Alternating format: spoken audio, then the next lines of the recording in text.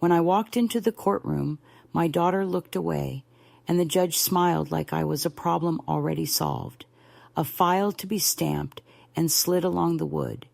And in that small choreography of eyes and lips and paper, I understood that what would be argued about me had been rehearsed without me, as if you could take a living woman and press her into a paragraph, flatten her into a claim, make her small enough to fit in someone else's pocket. I am 81, though my bones insist I am older only on damp mornings and on stairs without rails. I live now above a hardware store where the scent of cedar and oil rises through the floorboards in a slow, almost consoling tide. And if I lean out the window, I can watch a man in a blue cap roll up the rattling metal gate, can see the street open its eyes, and the world, which never learned my name, make space for me anyway, more easily than my own blood did when it set a date to discuss my competence and invited strangers to weigh it like fruit they might accept or reject. The chair they told me to take had a crack in the vinyl that pinched the back of my knee. The seal on the wall had an eagle with a face that looked like it had seen too much and decided not to care. The fluorescent lights hummed at a frequency that lives exactly where memory lives, so that every hum seemed to lift a scene from years ago, from kitchens and hospital corridors, and the passenger seat of a car that smelled like French fries and soccer cleats, and I sat there, careful not to clutch, my purse like a cliché, careful not to blink too often, as if blinking could be read into a symptom, careful not to straighten the hem of my dress too many times, because women like me know the rules of rooms like this one. If you speak quickly, you are agitated. If you pause, you are slow. If you weep, you are manipulative. If you sit still too long, you are frozen by decline. And if you refuse to perform at all, they say you have nothing to contribute. I did not begin as a woman people call old. I began as a girl who learned to thread a needle by the light of a lamp with a shade that threw leaf shadows on the wall, as a young wife who ironed the collars of a man who came home gentle most nights and cruel unto, as a mother who could read a fever across a room, who could cook from pantry scraps and turn the last of the milk into pancakes that made children grin even when the world was winter gray, as a bookkeeper who knew the difference between a mistake and a lie, as a widow who understood that grief is not a storm, but a climate you learn to live inside. And I tell you this not to charm the jury, I do not have, but to put a frame around the person they are, now trying to redraw into a caricature, because my daughter, my Miriam, with the careful hair and the careful tone, has written words into affidavits that do not sound like the woman she used to call at midnight when the baby cried and the man she married would not get up, words like disoriented and at risk and diminished capacity, words that land on a desk with more weight than the years I carried, though the years could be counted in casseroles, and overtime and the cold seat of bleachers at spring games while I shouted, myself hoarse for a child who would one day look away as if looking toward me might cost her something she cannot afford. The bailiff, big as the oak door, said my name with the same polite distance people save for telemarketers, and the court reporter tapped the future into a machine as if language were a net, and my life a fish to be measured and thrown back. And when I sat, I felt the smile leave the judge's mouth, not because he had changed his mind about me, but because he had decided there were too many cases and not enough time, and I represented a kind of trouble that looks tidy on paper and messy up close, the kind where love and money share a bed and both wake up angry. If you want to know where I am now, I am in a rented room whose window faces west, which means the afternoon makes a path of gold along the opposite brick, and I can mark time by that slowly climbing light. I have a kettle that sings and a plant that refuses to die even when I forget it, a small wooden box of letters I have not yet answered, and a larger wooden silence I have learned to carry like a respectful guest. And on the dresser, a photograph of my daughter at 8 with hair escaping its ribbon and knees, skinned proud from the park, and sometimes I press my finger to the glass where her face is, and I try to remember what I could have done differently to keep her from growing into a woman who thinks safety is a synonym for control. I pay my rent on the first, with hands that still balance a checkbook to the penny. And if I walk 3 blocks, I can reach the library where the librarian with the silver hair saves me the new mysteries and calls me by my first name like a benediction.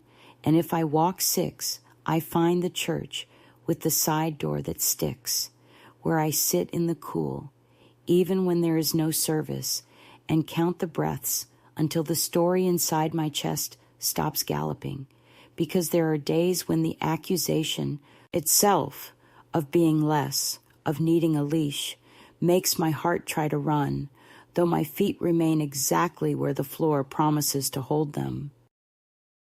I do not deny I have misplaced my keys twice this month, that the day of the equinox I put salt instead of sugar into my tea, that sometimes the name for the thing arrives 2 seconds after the thing itself.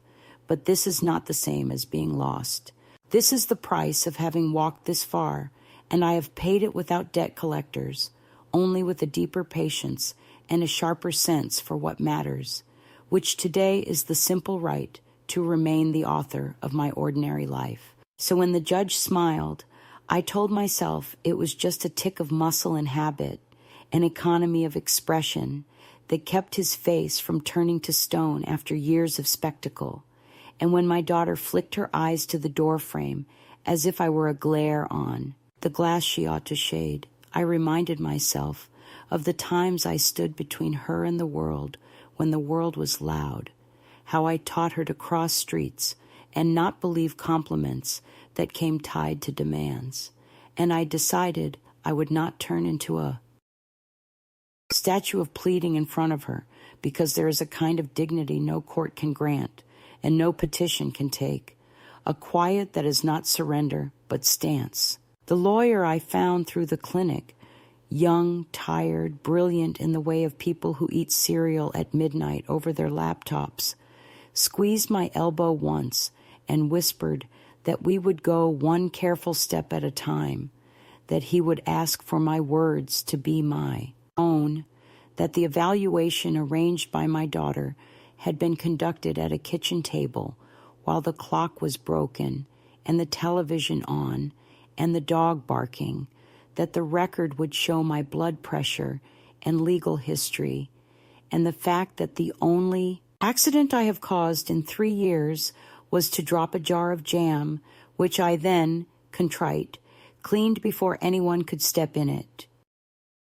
He asked if I was afraid, and I said fear is a room with no windows, and I have lived in too many houses to choose that one. Not today. Not while I still know the names of my 4 favorite birds. Not while I can still thread the needle. Not while a pot of soup on my stove can make a prayer of steam and time. Not while I can still hear the laugh of a man long gone and understand it was not perfect, that nothing was, but that imperfection is the only honest country we ever get to hold. I suppose you want to know how this came to be, how we arrive at a day when a child petitions a judge to place her mother behind a glass door labeled for her own good. It did not start with a fight or a fall, though there was a slow winter where I slept too much and a spring where bills came in envelopes with red, not because I could not pay, but because I put them under the recipe box and forgot which recipe hid them. And when Miriam found them, she made the sound of a nail finding wood, little satisfied, a little sorrowing, and said, "Mom, this is too much." And I said, "No, this is just a pile of paper." And I moved the pile and wrote the checks and mailed them with stamps that had flowers on them, because I prefer my obligations to carry small beauty on their backs. After that, she began to accompany me to appointments without being asked, began to answer questions I had not finished hearing, began to tidy my friends out of our Sunday afternoons with the fierce kindness of someone cleaning a wound that has not bled. And I let her at first, because being helped by your child has in it a sweet reversal, a moment of balance on the seesaw of a life lived in both directions.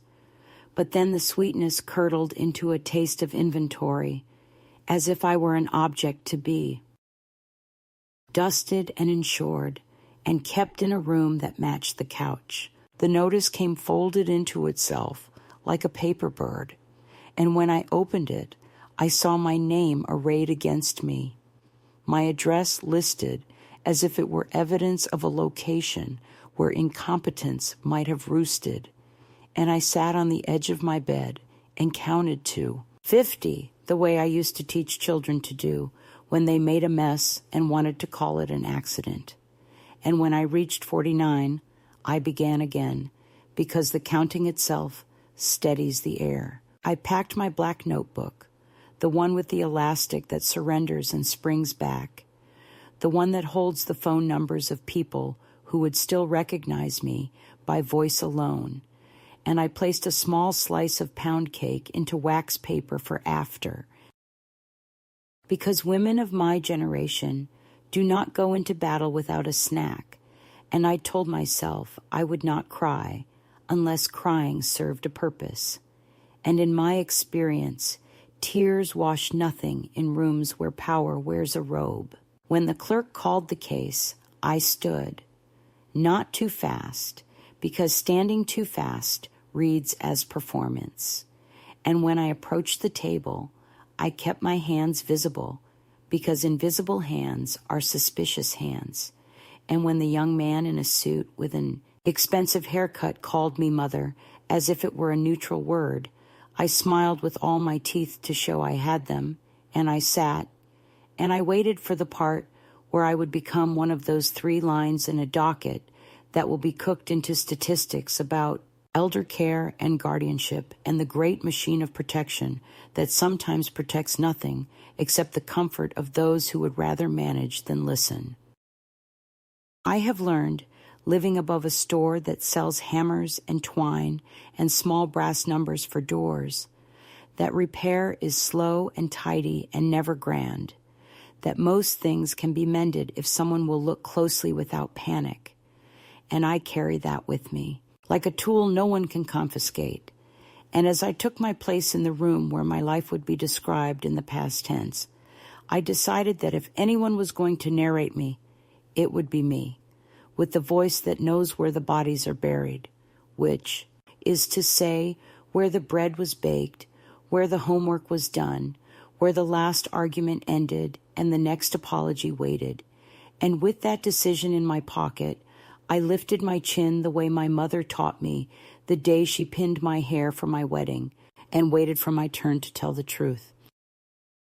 The letter arrived on a Thursday, folded twice inside a pale blue envelope that smelled faintly of Miriam's perfume, that powdery floral scent she has favored since her 30s, when she decided that femininity was a fragrance you could buy. I had just finished washing the small kitchen window of my room, a weekly ritual to keep the light honest, when I found it slipped under my door by the landlord's niece who collects mail from the downstairs box. I thought foolishly that it might be one of those half-hearted notes adult children send when guilt outweighs schedule, a quick, thinking of you, Mom, a clipped reminder of some holiday I had no plans to celebrate. But the envelope was heavy, its paper thick, and my name, Evelyn Harcourt, written not in her hand, but in a typewriter's even teeth, so coldly official that I felt the air tighten before I even read. I sat down at the small table, the one I rescued from a thrift shop after moving out of my house, and opened it carefully, not wanting to tear what would surely wound me anyway. Inside, there were several pages, stapled neatly, the top one headed with a line in bold print, "Notice of petition for conservatorship."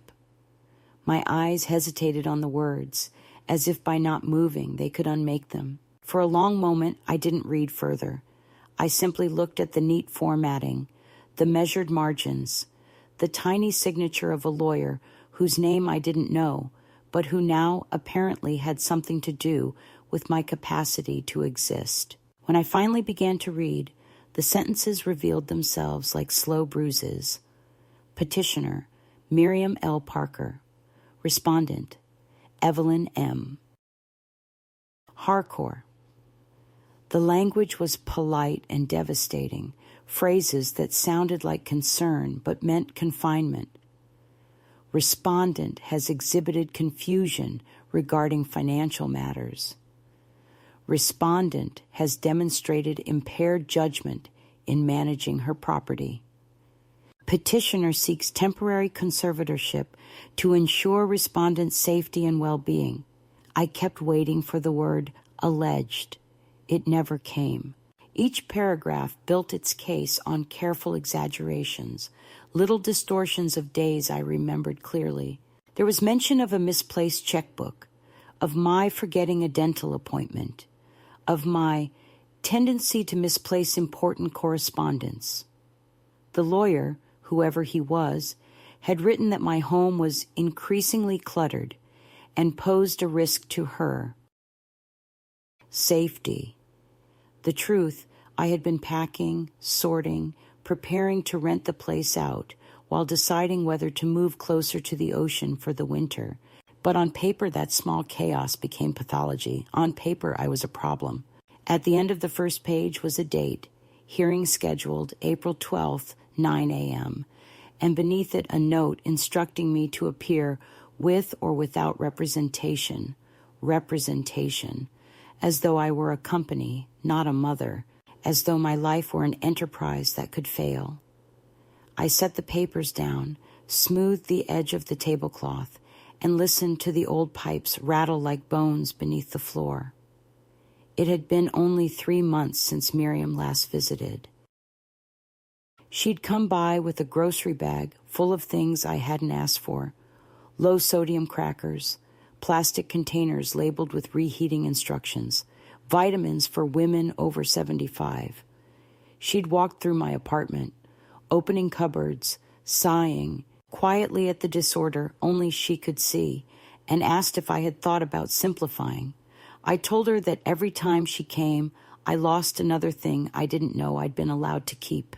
That day she'd smiled in the way polite strangers do, told me not to be dramatic, and before she left, kissed the air near my cheek as if contact might burn. I had assumed it was impatience, a daughter's fatigue at the slowness of a parent's decline. But now I saw the pattern. Each visit had been an inventory, each question an evaluation disguised as conversation. I made tea because that is what one does when the world tilts. The kettle took forever to boil, the water reluctant to transform into sound. When it finally screamed, I poured it over the leaves and watched the surface darken into something strong enough to hold me upright. I read the papers again, slower this time. There was a section listing assets, my savings, my insurance, my house, my pension, numbers and figures that looked obscene on the page because they were never supposed to be public. Miriam's lawyer had itemized my worth like an estate already divided. I saw the old family home's address and felt an ache so deep it blurred my eyes. The house my husband and I bought in 1972 for $38,000, the one we painted every summer, the one where we buried the dog beneath the lilac bush and marked it with a stone. I had sold it 2 years ago after the winter pipes burst, and though it broke something in me, I told myself it was sensible. I used the money to secure my independence, to rent the small apartment, to travel once, to donate to the library, and now that decision was evidence. Respondent has demonstrated a pattern of impulsive financial activity inconsistent with sound judgment. The line sounded like scripture written by someone who had never lost anything worth missing. When the cup was empty, I called the number on the notice for further information. A man answered with the steady politeness of someone who handles distress as part of his job. "Clerk's office," he said, "Guardianship Division." I gave my name, my voice steadier than my pulse, and asked what exactly this meant. There was a short pause, the kind that tells you pity is being measured. He said the petition was a request for a hearing to determine if my daughter should be appointed to manage my finances and medical decisions. He said it was routine. He said many families found it helpful. I asked if the word routine was supposed to comfort me. He didn't answer. Instead, he asked if I had counsel. "Not yet," I said. "Then you might want to contact legal aid or the Senior Advocacy Center." The way he said might sounded like must. I hung up and stared at the phone until it stopped being a phone and became an artifact of betrayal. I thought of Miriam as a girl again, the one who used to leave me drawings of houses with bright yellow windows, who once whispered to me after a nightmare that she never wanted to live anywhere I couldn't come visit. I thought of her teenage self, furious and luminous, shouting that I never understood her, then crying in the car when she realized she was wrong. And I thought of the last real laugh we shared, 5 years ago, when we got lost on the highway and she swore the GPS was possessed, and I told her that sometimes the world gets tired of being told where to go. Somewhere between then and now, something soured, so quietly I hadn't noticed the taste changing until it was too late. The next morning, the city felt sharper. Even the pigeons on the wire looked like witnesses. I took the letter to the library because I couldn't bear to have it in my apartment where the walls felt too close, and I asked the librarian if she knew anything about legal clinics. She nodded, wrote down a name, and handed me a brochure printed on thin paper that smelled of ink and civic duty. I sat there for hours, reading phrases I barely understood: capacity evaluation, fiduciary responsibility, medical certification, until they began to form a kind of foreign grammar around me, a language that reduced life to paperwork. When I finally left, the sky was a dull pewter color, and I realized that I hadn't eaten since morning. I bought a sandwich from the corner store and ate it walking home, the bread dry, the lettuce limp. But it steadied me, reminded me that I still knew how to feed myself, a simple fact, now apparently under question. 2 days later, a woman from Adult Protective Services came to my door. She was polite, middle-aged, and carried a clipboard like a shield. She said she'd received a referral. She didn't say from whom, but I knew, and she wanted to ask a few questions. She looked around my small apartment, her eyes scanning like a camera, noting the stack of newspapers, the sewing kit on the table, the half-finished crossword. "You live alone?" she asked. "Yes." "Do you manage your own medications?" "Yes." "Have you ever been lost or disoriented while out?" "Only once, when I walked into the wrong conversation." She smiled, polite again, and asked if she could open the fridge. I told her yes, though the permission felt like surrender. She inspected the contents, nodded approvingly at the yogurt and the neatly labeled containers of soup. "Looks fine," she said. Before leaving, she gave me a pamphlet about community resources and told me I seemed remarkably coherent. The phrasing lingered like a bruise. Remarkably coherent, as if coherence were a rare bloom and not the default condition of a person still standing. That evening, I called the number from the brochure the librarian had given me. A young man answered, his voice bright with exhaustion. He listened as I explained, then said they could assign me a volunteer attorney.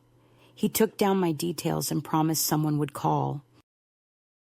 His compassion sounded procedural, but I clung to it anyway, the way a drowning person might cling to a receipt just to have something in her hand. When I hung up, the silence in the room felt physical, thick as a quilt. I looked at the papers again, at Miriam's signature, small and certain, and I wondered if she'd cried while signing, or if she'd convinced herself this was mercy. I thought of all the women I'd known who were told they needed protection, and how often that word meant possession. Sleep came in fits. I dreamed of doors that locked from the outside, of voices saying, "This is for your own good," of a garden overrun with weeds that were not weeds at all, but the names of every woman I'd ever met who disappeared quietly into someone else's plan. In the morning, I decided I would not vanish. I ironed my dress, the navy one with the white collar, the same I wore to my husband's memorial, because it reminds me that grief and dignity can share a color. I gathered the documents, folded them into a folder, and walked to the bus stop.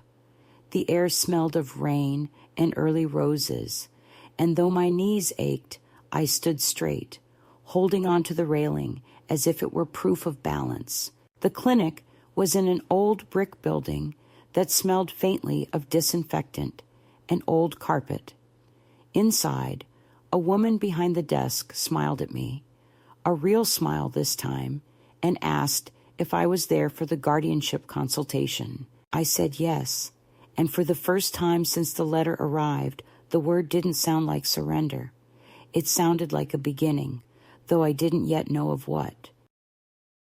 As I sat in the waiting room, the television murmuring something about stock markets, I thought of how betrayal often starts not with hatred, but with love turned bureaucratic. I thought of Miriam sitting in some office signing those papers, maybe believing she was protecting me, maybe convincing herself that taking my choices away was a form of care. I imagined her face when she realized I would fight. Not loudly, not cruelly, but clearly, because clarity, I was beginning to learn, is its own weapon. When they finally called my name, I stood, straightened my collar, and followed the young attorney into a small room with a table and 2 chairs. He asked if I knew why I was there. Yes, I said, because someone I raised thinks I no longer belong to myself. He looked at me for a long moment, then nodded. Let's make sure the court remembers who you are. And in that instant, amid the smell of coffee and paper and weary purpose, I felt something return, a muscle memory of resistance, the echo of the woman I used to be, the one who could fix a roof leak and balance a ledger and keep a promise. The papers on the table were still heavy, but now they were just paper, and I was still a person, still remarkably coherent, still capable of saying my own name. The weeks between receiving the petition and the first hearing stretched like a long, uneven thread, every day a knot I had to untie before sleep. I woke early each morning, not from rest, but from the weight of thinking, and the city outside seemed to pulse with a nervous rhythm that matched the inside of my chest. The lawyer, his name was Daniel Rowe, a young man with ink smudges on his cuffs and an honesty I could almost touch, called every few days to prepare me. He spoke quickly, with the efficient kindness of someone who sees too many small battles lost to silence, and explained that my daughter's case would rely on affidavits and evaluations, on paperwork more than truth. They'll try to prove incapacity through patterns, he said, adjusting his glasses. Small mistakes strung together until they resemble a collapse. I listened, nodding, and thought of how easily people confuse human imperfection for decline, how a forgotten appointment can turn into a diagnosis if written by the right hand. Daniel assured me he would challenge every claim, but I could hear the caution in his tone. He was young enough to still believe that logic mattered more than emotion, and I knew that in a courtroom, emotion always wins the room before reason even enters. Outside of our meetings, the world kept shrinking. Miriam stopped calling entirely, though once a week I received short, stiff texts that sounded like drafts written by her lawyer. Hope you're well. Please remember to take your medication. Have you considered staying with me until this is settled? I answered none of them. When the phone rang, I let it ring, because silence had become my only form of control. At the grocery store, I thought I saw one of her friends from church, the woman with the pearl earrings who always greeted me too warmly. And when our eyes met across the produce aisle, she turned away, pretending to examine tomatoes. Word spreads quickly when respectability is at stake. I had become, in that polite circle, an unfortunate story. The elderly mother who refused help, the difficult one, the ungrateful one. I could feel the narrative tightening like a leash around my name, each retelling another knot pulling me into caricature. At night, I wrote long letters I never sent, to Miriam, to my late husband, to no one in particular. I filled pages with what I could not say aloud, with small memories that refused to vanish. The time Miriam, at 8 years old, asked me what courage meant, and I told her it was doing something kind, even when no one is watching. The day I taught her to drive, her hands trembling on the wheel as she said, "Don't yell, I'll do better if you don't yell," and how I promised I wouldn't. I wanted to remind her of those moments, to hold them up like a mirror so she could see herself before ambition and exhaustion rewrote her into someone else. But each time I folded the paper, I realized the letter was not meant for her at all.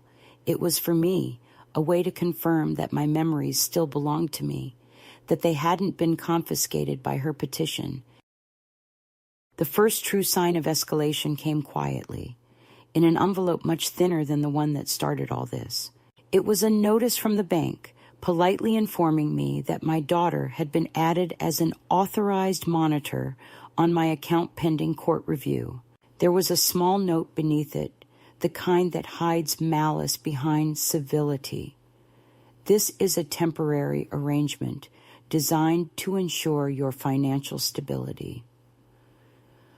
My first instinct was disbelief. I called the bank, waited on hold, listened to the sterile loop of piano music meant to pacify irritation, and when a representative finally answered, she explained it as procedure. Until the hearing, Mrs. Harcourt, the petitioner, is allowed limited oversight. Oversight, the word slid under my skin like ice. I asked how she could possibly access my funds without my permission, and the woman's voice, polite but empty, said, "The court granted provisional rights." Provisional, as if ownership were a privilege on loan. I hung up without saying goodbye, because good manners felt like surrender. I sat at my table staring at my purse, at the wallet inside, at the 2 crisp $20 bills tucked neatly beside my identification, and it struck me that even those bills were not safe, not really, that I was living in a life where autonomy could be suspended by paperwork. That night, I went to the small diner at the corner of 5th and Leland, the one that still smelled faintly of bacon grease and teenage laughter, and ordered coffee I didn't want just to feel the weight of a cup in my hand. Across from me, a man about my age was reading a newspaper, tracing the crossword with a trembling finger. When our eyes met, he smiled, the kind of soft, unassuming smile that asks nothing. We spoke briefly about the rain, about the unreliable heater, and for the first time in weeks, I felt like a person again, not a case file. Before leaving, he said his name was Victor, and that he came there every night because he hated washing dishes. We laughed, a small, startled sound that felt dangerous in its relief. After he left, I stayed until closing, watching the waitress stack chairs, thinking how quickly invisibility becomes a habit once people stop expecting your voice to carry weight. I walked home in the drizzle, the air thick with exhaust and wet leaves, and promised myself I would not let them turn me into a ghost before I was ready to be one. The next morning, my lawyer called to tell me Miriam had filed an additional statement citing instances of neglect. I asked what that meant. It's vague, he said, but she's alleging you've been missing medical appointments, failing to maintain hygiene, things like that. The insult was almost comical. I looked around my apartment, the neatly folded towels, the small vase of daisies by the window, the stack of books I'd dusted that very morning, and laughed, though the laughter came out sounding closer to grief. Do they ever check if these things are true? I asked. Eventually, he said, and the word landed like a stone. Eventually. The process would move slowly, he warned, and in that slowness, my absence from the story would grow. They count on exhaustion, he added. They make it last until you stop fighting. I thanked him, though the thanks felt hollow, and hung up. I knew exhaustion. I had lived through years of double shifts and funeral paperwork and nights spent sitting by hospital beds, whispering prayers into the soft beep of machines. Exhaustion did not frighten me. What frightened me was erasure, the quiet rewriting of who I was while I was still alive to object. In late March, a social worker came again, this time unannounced. Her knock was sharp, official, and when I opened the door, she held up her badge as though I might question her existence. She said she needed to conduct a follow-up assessment due to new information. I let her in because refusing would only feed the story. She moved through the apartment like a polite intruder, making notes, taking photos of nothing in particular. She asked if I ever forgot to turn off the stove. I told her I hadn't used the stove in 3 days because my appetite had gone missing. She wrote that down, though I'm sure not in the way I meant it. When she asked how I felt about my daughter's concern, I said I was grateful that love can sometimes look like theft, but that theft remains theft all the same.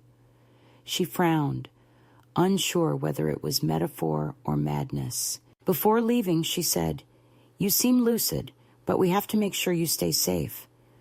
The word lucid clanged like a key turning in a lock.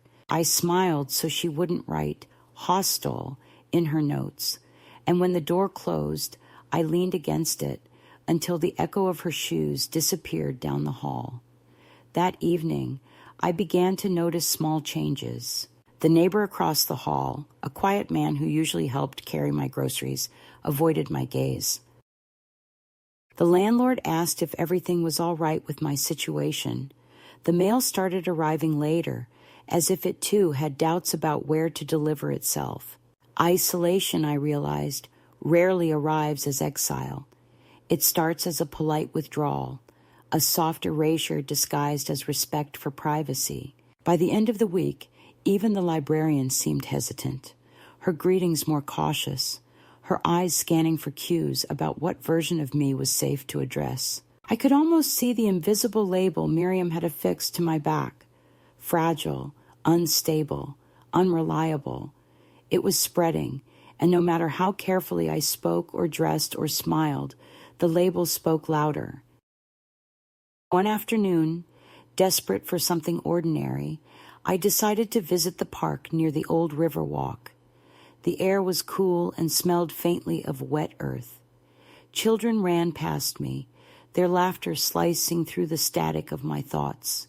I sat on a bench and watched the river move, slow and certain, carrying bits of debris that glinted like messages in a language only water understands. An older man feeding pigeons asked if I wanted to share his breadcrumbs. We talked a little. He told me he'd once been a teacher, and that retirement had made time feel too wide. I told him I was learning how to live in the narrow hours, the ones people forget to count. As we spoke, I noticed a woman sitting across the path pretending to read, but watching me too closely. Her face was unfamiliar, her clothes too formal for the park. When I caught her gaze, she lowered her eyes quickly and wrote something in a small notebook. I recognized her then from the courthouse lobby, Miriam's hired evaluator, the one who had smiled at me as if taking my measure. So even here, even on a park bench feeding pigeons, I was being recorded. That night, I couldn't sleep. I walked through the apartment touching objects as if to remind them I existed. The teapot, the worn armchair, the framed photo of my wedding day where my husband's tie is slightly crooked, and I am laughing because he whispered something crude just before the photographer clicked. I thought of how long it had taken us to build that life, how quickly paper could dismantle it.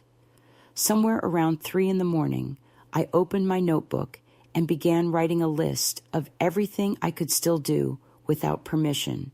I can make tea. I can pay my rent. I can walk to the store. I can read. I can remember. The list grew longer than I expected. It became a kind of inventory of selfhood, proof against the quiet theft occurring in my name. When I finished, I tore the page out, folded it, and placed it in my wallet behind my identification card. A second kind of identity, handwritten, undeniable. By April, the atmosphere around me had shifted entirely. I received a letter from the utility company addressed to estate of Evelyn Harcourt. I called to correct it. The representative apologized and said it must have been an automatic error, but her voice carried that slight tremor of disbelief reserved for those who aren't sure they're speaking to the living. On the bus, a woman offered me her seat twice, and when I politely declined, she gave me the soft, pitying look people reserve for those on the edge of vanishing. My world had been rewritten in third person. She was, she used to, she may not. And yet within that shrinking frame, something in me began to sharpen. I noticed details I had ignored before. The rhythm of the mail truck, the exact hour the streetlights flickered on, the particular shade of dusk when the birds went silent. Awareness became armor. They could say I was losing track of things, but I was now tracking everything, recording the world like evidence. The day before the hearing, Daniel called to go over my statement. His voice was calm, but I could hear fatigue in it. "They've added another witness," he said. "Your daughter's pastor. He'll speak about your spiritual confusion." I almost laughed. Spiritual confusion? He claims you've stopped attending services and expressed doubt about Scripture. I told him that after 81 years of breathing, I was entitled to doubt anything I pleased. He chuckled, but softly, as though laughter might be held against us. When we hung up, I stood by the window watching the city's lights blink on one by one, small constellations of persistence, and realized I was no longer afraid. Anger had burned away the fear, leaving something cleaner behind, a kind of clarity that felt like balance after a long stumble. I wasn't naive.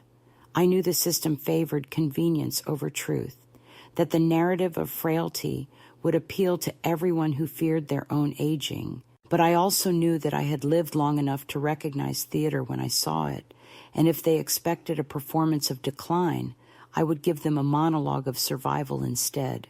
That night I set out my clothes for the hearing, the same navy dress, pressed and clean, a pair of low heels, polished until they caught the faint light from the hallway. On the dresser, I placed my list of icons, a talisman to remind me that competence is not something bestowed by others, but a quiet, stubborn muscle that keeps flexing even when ignored. I brewed one last cup of tea, strong and bitter, and sat at the table watching the steam rise and fade. Outside, the street was silent, except for the distant hum of a passing train, and I thought of the years I had spent teaching Miriam to trust herself, how I had built her courage out of my own pieces, and how strange it felt to realize she was now using that courage against me. Still, I did not hate her. I pitied the fear that made her believe control and care were the same thing. When I finally went to bed, I left the light on, not because I was frightened of the dark, but because I wanted the morning to find me awake, ready, unbowed. The morning of the shift arrived without ceremony, wrapped in the same gray light that had filled every morning that month, yet something inside me had changed its temperature, as if a fever had broken during the night and left behind an unfamiliar clarity. I woke before the alarm, the air heavy with the smell of rain on metal from the fire escape outside, and for a long while I simply lay still, listening to the building breathe, the sigh of the radiator, the muffled footsteps of the man upstairs. Heading for his early bus, the slow creak of pipes carrying warmth through the spine of the walls. I tried to imagine the courtroom, its ceilings too high, its clock too slow, the sound of my daughter's heels on that polished floor, each step an argument. I had rehearsed what I would say so many times that the words no longer frightened me. But what frightened me was how little those words might matter. People like me are expected to speak softly, to tremble, to weep. Dignity in such rooms is mistaken for denial. Still, I would go. I would stand. I would answer, and I would not let them tell my story in past tense. The day before, Daniel had come by my apartment for a final meeting. He brought a folder, thick with documents, and a coffee that had gone cold on his walk from the subway. He looked exhausted, his tie half askew, his eyes rimmed red from reading. "We'll start with the affidavit from your physician," he said, flipping through the pages. "He's confirmed you have no medical impairments that justify the petition. It's strong, Evelyn. Very strong."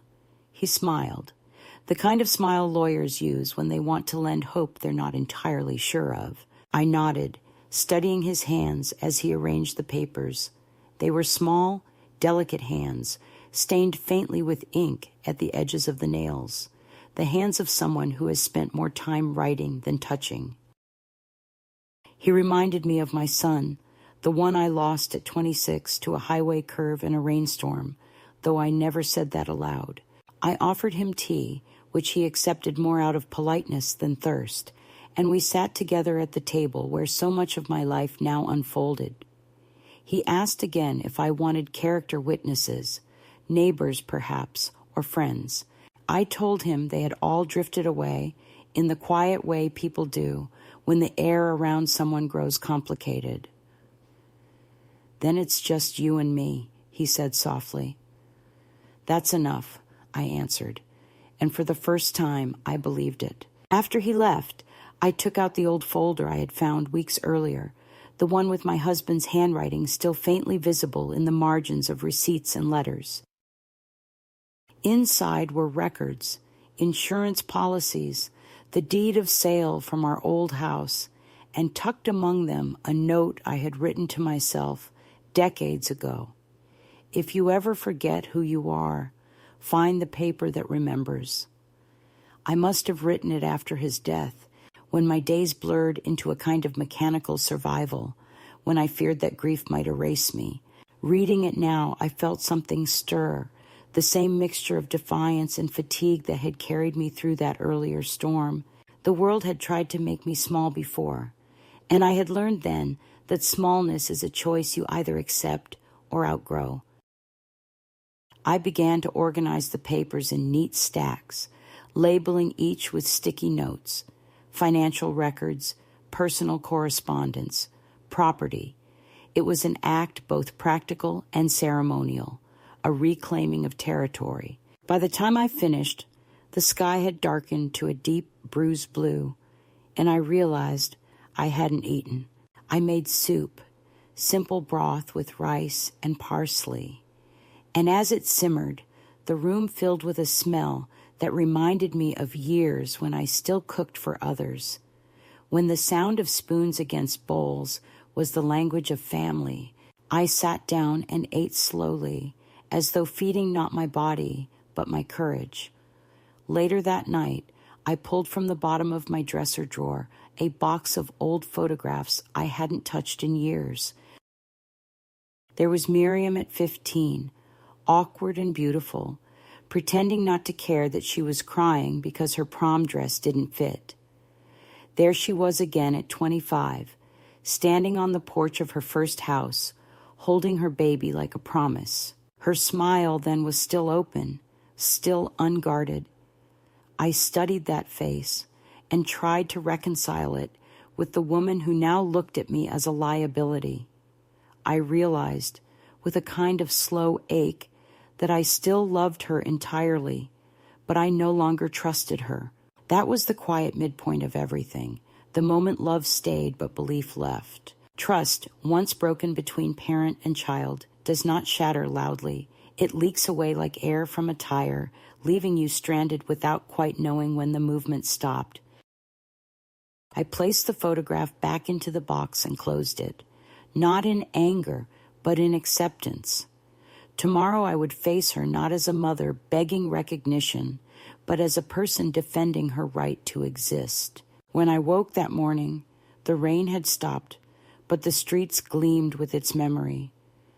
I dressed slowly, methodically, choosing each piece of clothing as if it were armor. The navy dress, pressed and exact. The small silver brooch shaped like a leaf that my husband once gave me after an argument to say, sorry without words. Stockings without runs. Shoes that whispered instead of clicked. I brushed my hair until it fell into its natural wave and looked in the mirror long enough to see the outline of my mother in my own face. She too had fought her small wars, in her case against poverty and silence, and I felt her gaze steady mine. When I stepped outside, the air carried the clean, sharp smell of rain mixed with exhaust, the scent of the city waking up. The bus was late, but I didn't mind. I wanted time to look at the morning, to memorize it in case the day turned cruel. At the courthouse entrance, Daniel was waiting, papers in one hand, umbrella in the other. He greeted me with a quick smile and guided me through the metal detectors, past the security guards whose faces were blank with routine. The hallway smelled of disinfectant and nerves. As we walked, he briefed me quietly. Who would speak first, how to respond if interrupted, what not to say even if provoked. I nodded, memorizing not his words, but the cadence of reassurance in his tone. When we entered the courtroom, the judge was already seated, his robe pooling around him like a shadow. Miriam sat at the opposite table, her lawyer beside her, a woman in a gray suit with an expression too calm to be kind. My daughter's hair was tied back in the same severe bun she wore at her wedding. She looked smaller than I remembered, though her posture was impeccable. She did not look at me, not once, and yet I could feel her gaze suspended just above my shoulder, an invisible tether between love and judgment. The proceedings began with formalities that sounded like another language, phrases stacked upon phrases until meaning blurred. I watched the judge's pen move across the file with a detached curiosity, as if it belonged to a man writing a story that had nothing to do with me. When my turn came to speak, I stood slowly, adjusting the hem of my dress, and felt the eyes of everyone in the room converge like heat. I told them who I was, not as evidence, but as memory. I spoke of my life's work, of the years spent balancing ledgers and raising children, of the mortgage payments made on time for 40 years, of the neighbors who used to bring their tax questions to my kitchen table because they trusted my arithmetic more than their own. I told them that forgetting an appointment did not mean forgetting my life, that clutter was not confusion, that love was not ownership. My voice trembled at first, but only from the weight of unused strength. By the second paragraph, it steadied, filling the corners of the room. The judge listened, expressionless, but the court reporter's hand slowed on the keys, as though she wanted to catch every word before it escaped. When I finished, there was a silence that felt almost sacred. Miriam's lawyer cleared her throat, preparing to dismantle what I had built. She began with questions meant to unsettle. Had I ever felt overwhelmed by daily tasks? Did I sometimes lose track of dates? Could I recall, at this moment, the total in my checking account? I answered each calmly, precisely, with the same composure I once used in business meetings decades ago. She tried to catch me in contradictions. I gave her none. I could see frustration bloom in her posture, a slight tightening of the jaw. Then Miriam was asked to testify. Her voice trembled just slightly, enough to seem sincere. She spoke of her concern, of her sleepless nights worrying I might fall or be swindled, of her fear that I was isolating myself. Every sentence was a plea disguised as accusation. I watched her, recognizing the small gestures she'd inherited from me, the way she pressed her lips between phrases, the tilt of her chin when she felt cornered. And for the first time, I felt something close to compassion. She truly believed she was saving me. The tragedy was that she could not see the prison she was building around that salvation. Afterward, while the judge took notes and the attorneys shuffled papers, my mind drifted to the folder, waiting back home on the table. The proof of a life still in motion. I imagined the sunlight falling across those pages, illuminating each word I had written in my own steady hand, and I realized that no hearing could erase that. It was not defiance that filled me then, but something quieter. Resolution, a shift so subtle it felt like breath turning to voice. I understood finally that I could not make them see me differently, but I could refuse to see myself through their eyes. That was the turning point. That was the beginning of freedom. When the judge adjourned for a short recess, I stepped into the corridor, the air cooler, thinner, and leaned against the wall. Daniel joined me, his expression unreadable. "You did well," he said. "Better than they expected." I smiled faintly. People always expect too little of women who've lived too long. He laughed under his breath, and in that laugh I heard the future, a small sound, but real. We stood there without speaking, the murmur of other cases drifting from nearby rooms, and I felt the tension that had lived in my shoulders for months begin to loosen. Outside, through the narrow window, I could see a slice of sky breaking open into blue, a promise of light after too much gray. For the first time in a long while, I allowed myself to believe that survival was not a lonely act, but a continuation. When court resumed, the rest was procedure. Statements filed, dates confirmed, nothing dramatic. Yet, as I sat there, hands folded neatly in my lap, I knew something irreversible had occurred inside me. I no longer felt like a defendant. I felt like a witness to my own endurance. I had stepped out of the role written for me and begun writing another, one that didn't end in quiet defeat. That night, when I returned home, I hung my dress carefully, poured myself a small glass of sherry, and opened the window wide.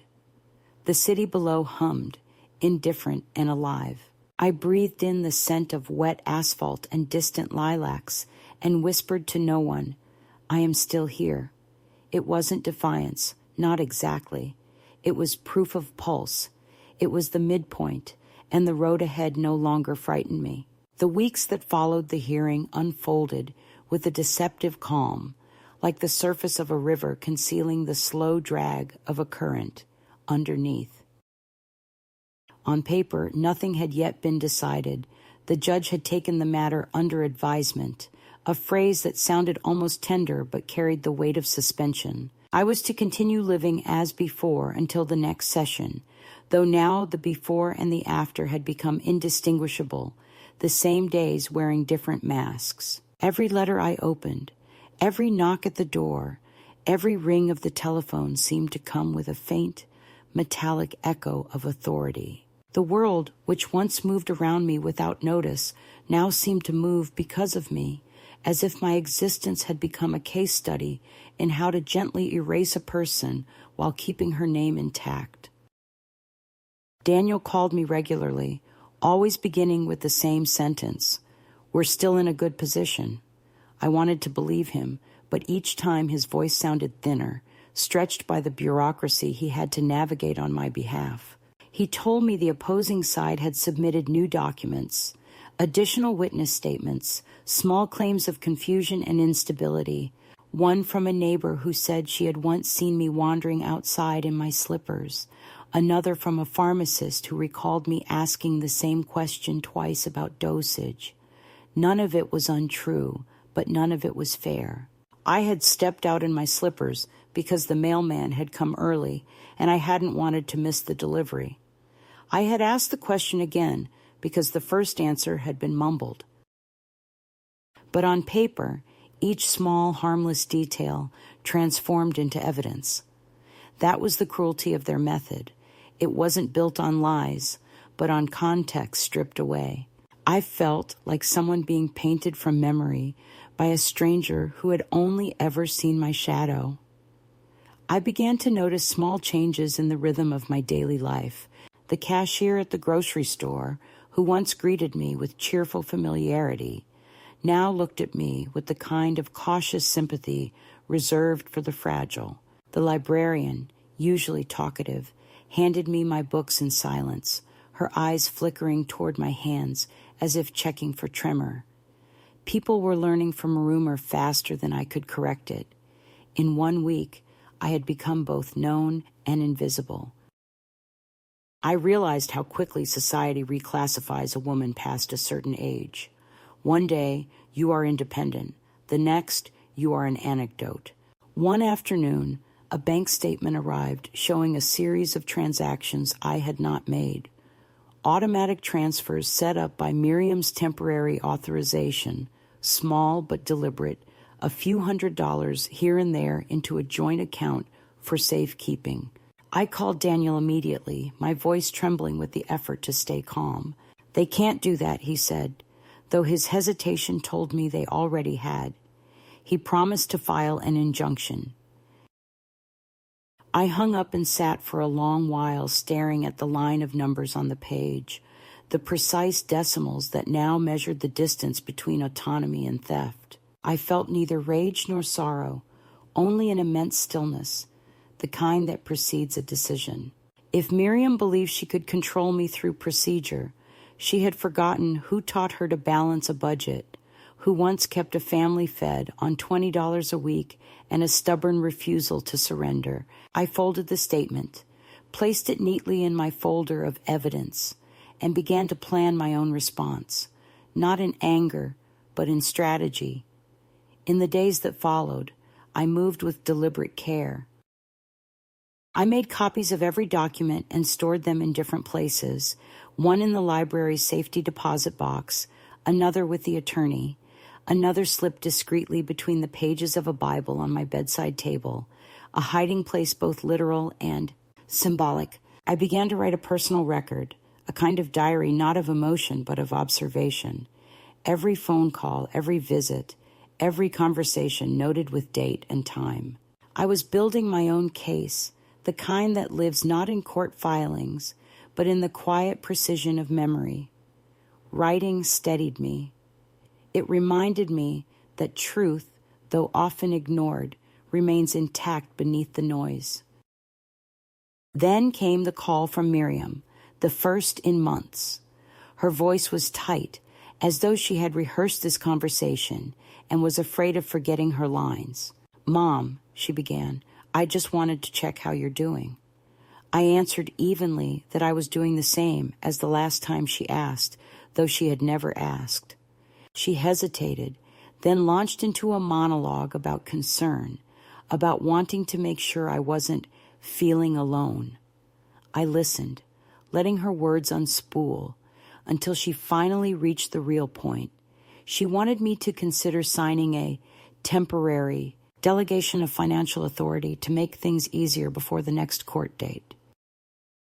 "It's just until everything's settled," she said, her tone sugar over stone. I asked her if she remembered the day I gave her her first allowance, the envelope with 2 $1 bills and a note that said, "Trust is currency." She laughed awkwardly, missing the meaning entirely, and said, "Mom, this isn't personal." I replied that everything between a mother and daughter is personal, even betrayal. There was silence then, long and deep enough to hear the static on the line. "I'm only trying to help," she said finally. "You're trying to own what isn't yours," I answered, and hung up before her silence could turn into apology. That night I couldn't sleep. I sat by the window, watching headlights pass across the wet street, and thought about the shape of her face when she was a child, the earnest tilt of her head when she tried to understand fairness. I realized she hadn't changed as much as I'd thought. She still believed the world must bend to her care. That control is the same as love. And I, in my own way, had created that illusion by being too competent, too self-contained, too proud to ask for help. Perhaps my independence had become a mirror in which she saw her own fears of aging reflected. I did not excuse her, but I understood the roots of her cruelty. Understanding, however, did not mean forgiveness. A week later, I received a notice for a reassessment interview scheduled by the court. It would be conducted at my home, this time by a different evaluator, a psychologist named Dr. Feldman. The letter described it as routine procedure. I no longer trusted that phrase. On the appointed day, he arrived precisely at 10, a man in his 50s with an expression of weary empathy. He wore a tweed jacket that smelled faintly of tobacco and rain. He began with pleasantries, commenting on my plants, on the view from the window, on how remarkably well I seemed for my age. Then he opened his notebook and started his questions. "What day is it? Who is the president? Can you count backward by sevens?" I answered patiently, though each question felt like a theft of dignity. When he asked me to draw a clock, I felt a surge of bitter humor, so the proof of my sanity now depended on a circle and 12 numbers. I drew it carefully, with deliberate precision, and when I handed it back, I smiled and said, "You forgot to ask the time." He looked up, startled, then laughed softly, embarrassed. The evaluation continued for an hour, during which he probed my emotional resilience. I told him I was resilient enough to survive widowhood, single parenthood, and the slow erosion of respect, which seemed to satisfy him. Before leaving, he said, "Your daughter speaks of you with deep affection." I replied, "I'm sure she does. Affection sounds better in testimony than in truth." After he left, the apartment felt smaller, the air rearranged by his presence. I sat down and tried to recall each detail of the conversation, writing it in my notebook while it was still sharp. I realized then that even as I defended myself, I was being documented. Every gesture, every word, every pause transformed into data for someone else's conclusion. The awareness made me both furious and strangely calm. They wanted evidence of fragility, but what they would get instead was a record of endurance. Then, without warning, the past returned in physical form, a box delivered by courier containing items Miriam had taken from my old house, photo albums, recipes, my wedding dress folded neatly in tissue paper. There was a note. "Thought you might want these. Love, M." It should have been a gesture of reconciliation, yet I saw it for what it was, a psychological maneuver. The items were not gifts. They were reminders of what she could still control. I unpacked the box slowly, touching each object as if testing its temperature. When I reached the dress, I lifted it carefully, its fabric yellowed but intact. And for a moment, I was transported to that June afternoon 58 years ago, when I'd walked down an aisle lined with roses, believing the future was a promise. The memory hurt, but it also fortified me. I realized that everything she returned to me was mine, not because she allowed it, but because it had always been. I folded the dress again, but this time I placed it in my closet, not as nostalgia, but as armor. By early summer, the strain began to show in my body. Sleepless nights, trembling hands, a heart that beat too fast when the phone rang. Yet even in fatigue, there was resolve. I started taking long walks at dusk, circling the block until the streetlights came on, watching windows flicker with other people's evenings. The movement cleared my mind. One evening, I passed by a bookstore window and saw my reflection layered over the covers on display. Behind my face, the titles glowed faintly. Persistence, The Art of Staying, What Remains. It felt like a message, though from whom I couldn't say. Not long after, Daniel called with unexpected news. The judge had requested a supplemental hearing, citing new concerns. My daughter's attorney had submitted a report claiming I was showing signs of increased isolation. The irony made me laugh. Out loud. They isolate you and then accuse you of being isolated, I said. Daniel sighed. That's how it works.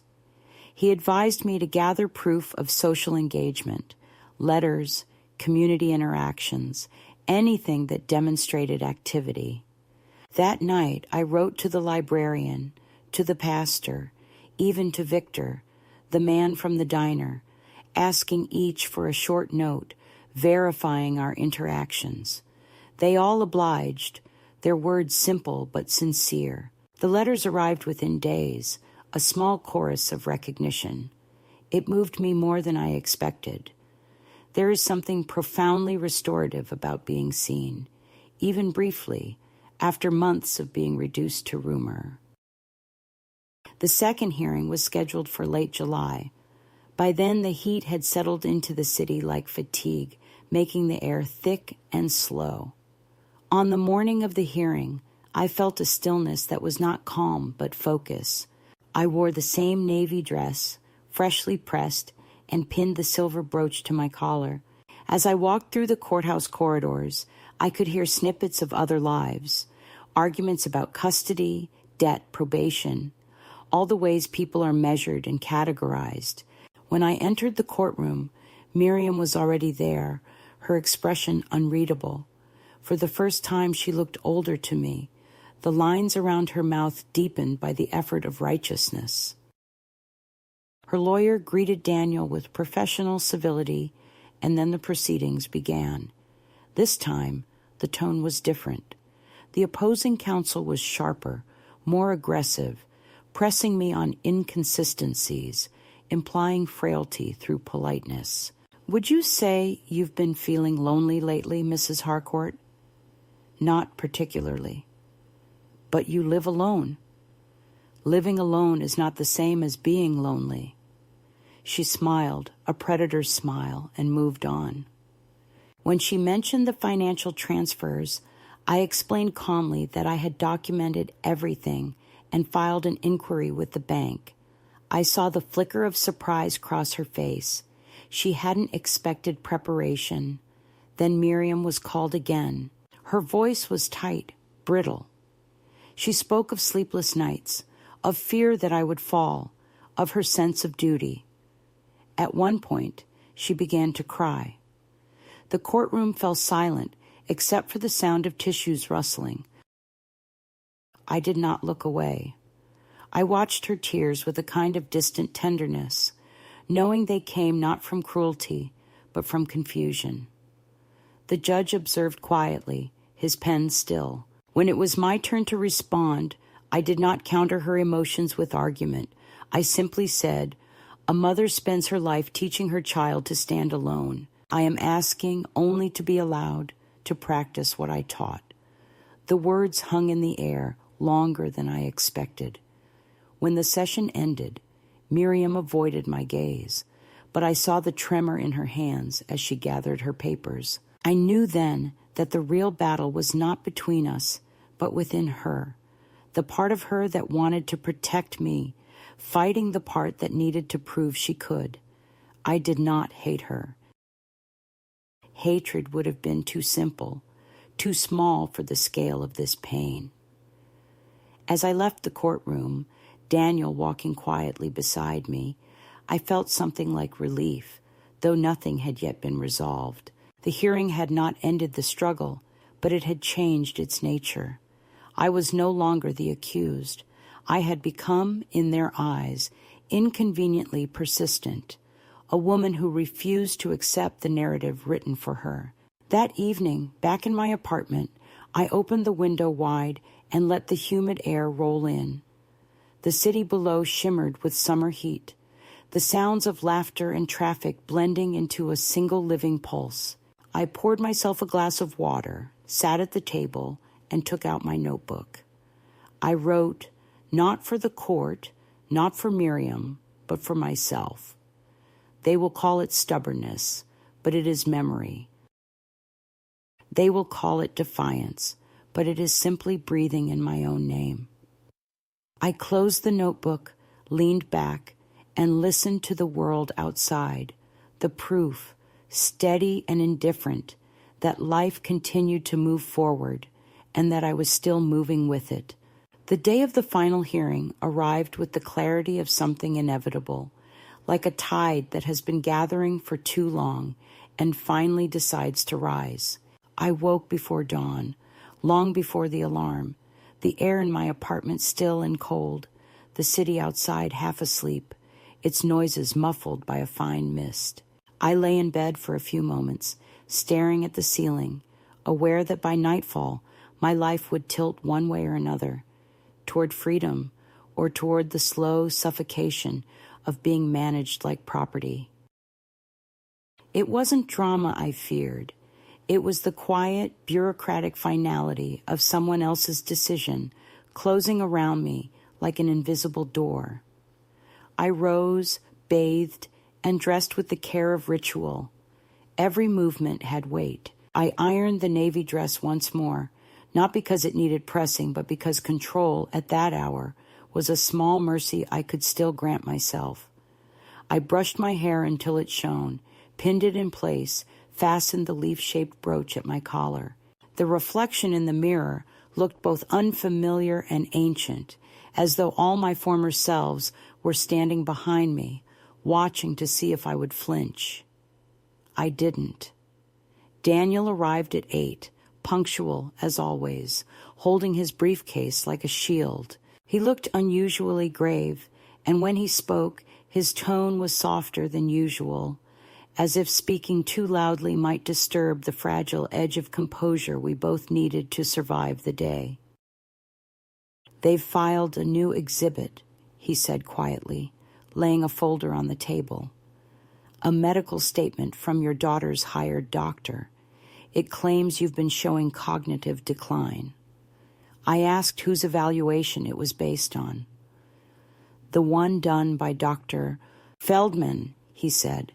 "Except," he hesitated, "except it's been rewritten, selectively quoted. It omits the conclusion that you are entirely competent." For a moment, the room tilted. I felt my pulse rise, a slow wave of disbelief that hardened quickly into clarity. "Then they are lying," I said. "Yes," he replied, but politely, which is worse. He assured me he would challenge it. He always did. But even he knew that once a falsehood entered the record, it could never be entirely erased. It lingered like a stain beneath the ink. The courthouse was already crowded when we arrived. I watched people file through the security gates with expressions of fatigue, frustration, resignation. Every face seemed caught in its own private negotiation with power. The courtroom itself was colder than I remembered, the light harsher, as if the air had been scrubbed of warmth. The judge sat high above us, his expression as impassive as ever, a man who had long since learned to confuse detachment with fairness. Miriam sat at her table, perfectly composed, wearing a cream-colored suit that made her look angelic, almost fragile. Her lawyer was beside her, a pen poised like a weapon. For a moment, I saw not an adversary but my daughter at 5 years old, standing in the yard with a scraped knee, clutching her doll and asking if it would heal. Something inside me cracked open, but I held it together. Sentiment in that room was ammunition for the other side. The proceedings began in a blur of paper and procedural jargon. Miriam's attorney spoke first, her tone sharp with righteousness, citing the new medical statement, the witness affidavits, the supposed pattern of diminishing capacity. Her words were measured, but laced with condescension, the way one might speak, about a child who had wandered too far. I listened without interrupting, my hands folded neatly in my lap, the brooch at my collar catching the fluorescent light. Daniel objected at several points, his voice steady, his arguments precise. The judge sustained some, dismissed others. It felt less like a trial than a performance whose ending had already been written. Yet even in that theater of half-truths, I sensed a shift. The judge's eyes, usually indifferent, flickered once when Daniel mentioned the falsified report. The court stenographer slowed her typing, the way people do when they realize they might be recording something important. Then it was my turn to speak. Daniel rose and gestured to me, his expression a quiet question. "Are you ready?" I nodded and stood. My knees ached, but the ache steadied me. I walked to the witness stand and swore the oath, my right hand trembling only slightly. When I began to speak, my voice surprised me. It carried. I started not with defense, but with memory. I told them about the life that had brought me there, the years of work, of raising children, of balancing accounts, of building a home out of nothing but persistence. I told them about paying bills on time for half a century, about managing my late husband's illness, about keeping meticulous records of every penny earned and spent. I did not dramatize or plead. I simply recited facts, the way a historian might recount an unembellished truth. As I spoke, I could feel the room listening differently, not because I was eloquent, but because my calmness unsettled them. They had expected fragility.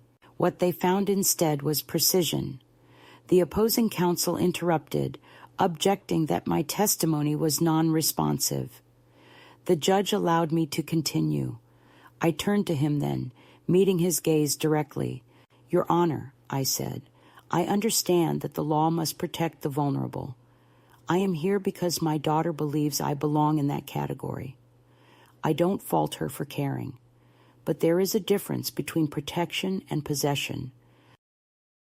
I have earned the right to make my own mistakes, the same right I once gave her when she was learning to walk, to drive, to choose her life. If love means taking away another person's freedom, then it isn't love. It's fear dressed in kindness." There was a pause. Even Miriam's lawyer stopped writing. I could feel the words settling into the air, heavy but unshakable. Daniel looked down, hiding a small, incredulous smile. The judge shifted in his chair, his expression unreadable, but something in his posture softened. Miriam, across the room, was motionless, her face pale. For the first time since this began, she looked unsure. I continued, my tone steady, almost conversational. I explained the financial discrepancies, presented copies of my records, each carefully dated and signed. I showed the receipts proving that every withdrawal had been mine, every decision deliberate. When I finished, Daniel introduced the letters I had gathered from friends and neighbors, proof of community, of competence, of presence. Each letter was brief, factual, written in the straightforward language of ordinary people, and it was precisely their ordinariness that made them powerful. Then came the moment I hadn't planned, the one that would change everything. The judge asked if I had anything else to add before closing. I hesitated, feeling the weight of silence pressing against me, and then I said, "Yes, Your Honor. I'd like to read something." I reached into my purse and pulled out the folded page from my notebook, the list I had written months ago, the one that began with, "I can make tea." Daniel looked startled, but I gave him a small nod. The judge gestured for me to proceed. I unfolded the paper, the creases soft from handling, and began to read. My voice did not waver. I can pay my rent. I can walk to the store. I can read. I can write. I can remember. I can decide when to rest and when to rise. I can still recognize my daughter's face, even when she looks away. I can forgive her someday, though not yet. I can stand here and tell you who I am. And that, Your Honor, is enough. For a long moment, the room was silent except for the hum of the lights. The judge's pen hovered motionless above his pad. Daniel exhaled softly beside me. Miriam was crying now, her hand pressed against her mouth, the tissue trembling. I didn't look away. I needed her to see me, not as a mother or an obligation, but as a woman who still owned herself. Finally, the judge cleared his throat. "The court will recess for deliberation," he said, his voice lower than before. He rose and left the room. No one moved. It felt as if the air itself was holding its breath.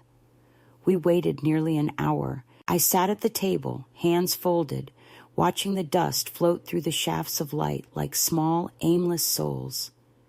Daniel whispered once, "Whatever happens, you've already won." But I didn't answer. I was beyond victory or loss. What mattered was that I had spoken, that I had filled the silence they had tried to build around me. When the judge returned, everyone stood. He adjusted his glasses, looked down at his papers, then up at me. "After reviewing the evidence," he began, "and considering the testimony presented, the court finds insufficient grounds to grant the petition for conservatorship. The motion is denied." I felt the words before I heard them, like a wave breaking from inside my chest. There was no applause, no cinematic release, only a long, trembling exhale. Miriam let out a small sound, half relief, half disbelief. The judge continued, reminding her of her duty to respect my autonomy, to refrain from further filings without cause. His voice faded as he spoke. I was already elsewhere, in the quiet interior of survival. When it was over, I stood, gathering my papers slowly, each movement deliberate, ceremonial. Miriam approached, her face blotched with tears. "Mom," she whispered, "I didn't mean to hurt you." I looked at her for a long moment, then touched her hand lightly. "You meant to save me," I said. "That's what hurts." Daniel escorted me outside, into the sunlight that felt almost foreign after so many hours indoors. The courthouse steps gleamed wet from morning rain.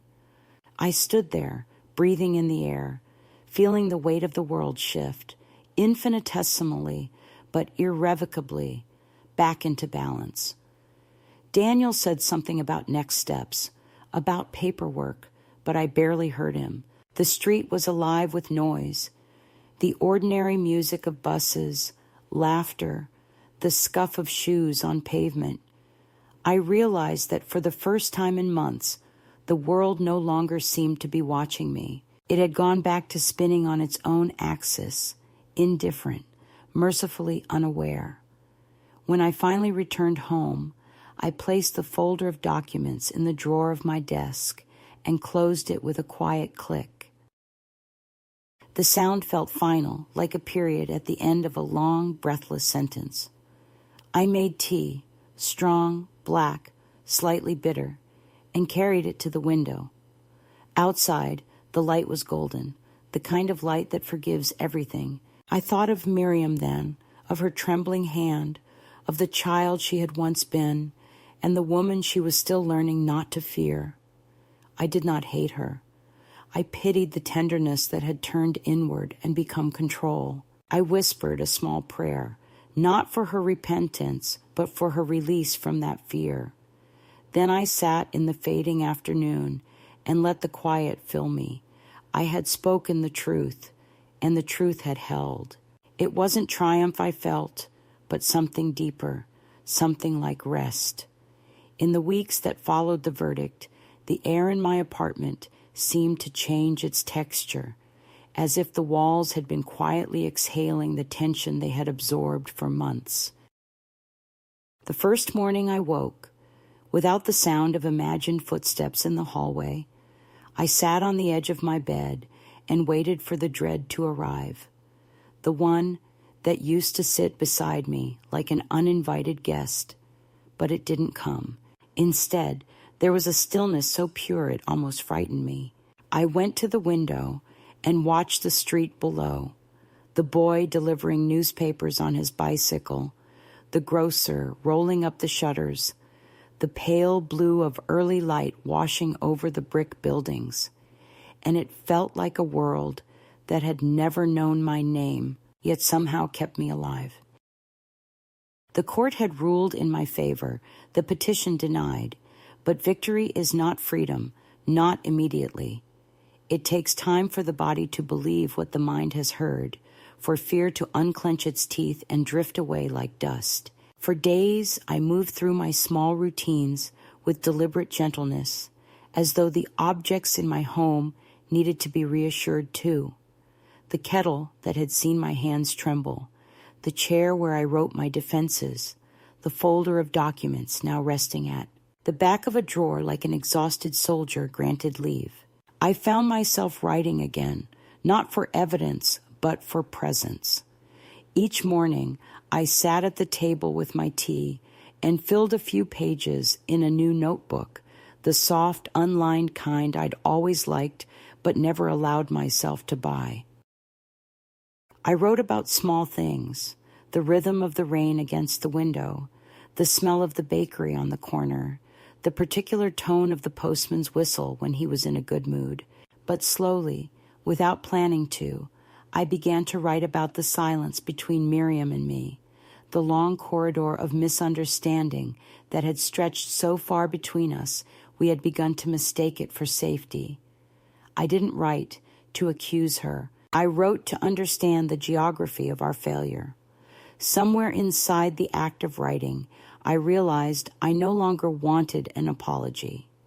What I wanted was something quieter, something like distance that doesn't hurt, the kind of peace that comes when you stop trying to reopen doors that only lead to rooms full of echoes. Miriam called once, a week after the ruling. I recognized the number immediately, but let the phone ring twice before answering. Her voice was tentative, a careful construction of remorse and pride. She said she was relieved, that she hoped I was all right, that maybe one day we could talk properly. I listened, and in her pauses I heard the fatigue of someone who had carried a lie too long and now didn't know how to live without it. I told her I was fine, that I wished her well, and then I said something that surprised even me. Take your time, Miriam. You don't owe me a reconciliation, just the truth. She didn't respond for a moment, and then she whispered, I don't know what that truth is yet. I said, when you do, I'll still be here. When the call ended, I felt no relief and no pain, just the quiet confirmation that love can survive even when it's no longer a place you can return to. It becomes a landscape you look at from afar, still beautiful, still yours in memory, but too dangerous to walk barefoot through again. Daniel came by a few days later to deliver the final paperwork. He looked less weary than before, lighter somehow, as though defending something worth defending had changed him too. We sat in the same chairs where he'd once explained affidavits and evidence, but now our conversation was about weather, about books, about the stubbornness of hope. When he left, I handed him the small envelope that held my final payment and a note that said only, "Thank you for believing in what the system forgets." He smiled, shook my hand, and told me that I had reminded him why he had chosen this work in the first place. After he was gone, I stood for a long time in the doorway, the sound of his footsteps fading down the stairs, and thought about how rare it is to meet someone who fights not for victory, but for the right to remain whole. That evening, I walked farther than I had in months, past the diner, past the library, all the way to the river. The air smelled of wet stone and lilac. On the opposite bank, lights shimmered in the slow water, and for a moment, the reflection looked like handwriting, a language I almost recognized. I sat on a bench and listened to the steady murmur of the current. For the first time in years, I didn't feel like I was waiting for anything. I thought of all the women I had met in courthouses and clinics, women whose stories were dismissed as confusion, whose anger was translated into symptoms, whose silence was taken as consent. I wished I could gather them together in this place and tell them that being believed begins with believing oneself, that dignity isn't a gift others can grant, but a weight you learn to carry even when your hands shake. I thought about the girl I once was, the one who used to stand on docks watching ships disappear, wondering if there was anywhere in the world she would be seen clearly. I wanted to tell her that clarity doesn't come from being seen. It comes from seeing yourself and not looking away. When I returned home, night had fallen. The city was wrapped in that blue-gray light that makes everything appear briefly forgiven. I lit the small lamp by my bed and opened the drawer where the court papers rested. I didn't read them. I simply laid my hand over the folder, not in gratitude, but in recognition. This, I realized, was what victory looked like at my age. Not fireworks or celebration, but the quiet ability to sleep with your name still belonging to you.